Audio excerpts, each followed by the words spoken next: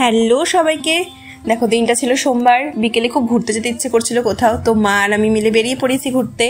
তো কোথায় যাচ্ছি দেখতে থাকো তোমরা। দেখো টোটোতে বসে পড়েছি, তো এ দেখো চলে এসেছি। এটা হচ্ছে আমার বড়দির বাড়ি, বড়দির বাড়িতে ঘুরতে এসেছি। উঠছি উপরে সিঁড়ি দিয়ে, তো দেখো এখন দরজা ধাক্কাচ্ছি যে খোল খোল। তো ওরা জানেও না যে আমরা আসছি, বলিও নি আসা যাবো বা কিছু। তো দেখো পুরো ঘর অন্ধকার করে রেখেছে।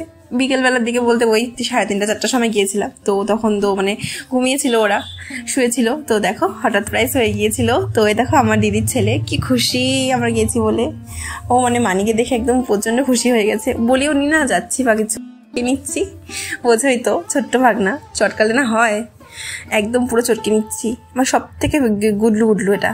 তারপরে এখন আমি পড়তে যাওয়ার সময় হয়ে গেছে, ওর পড়তে যাওয়ার সময় হয়ে গেছে, ওর কান্না পাচ্ছে যেহেতু আমরা একটু আগে এসেছি, আমাদের সাথে একটু সময় কাটাতে পারলো না, পড়া টাইম হয়ে ঘুরু ঘুরু করে বাড়ি চলে আসলাম। তো আজকের ব্লগটা এতটুকুই। তো ভালো লাগে লাইক কমেন্ট শেয়ার সাবস্ক্রাইব করে দিও চ্যানেলটাকে। তো চলো টাটা।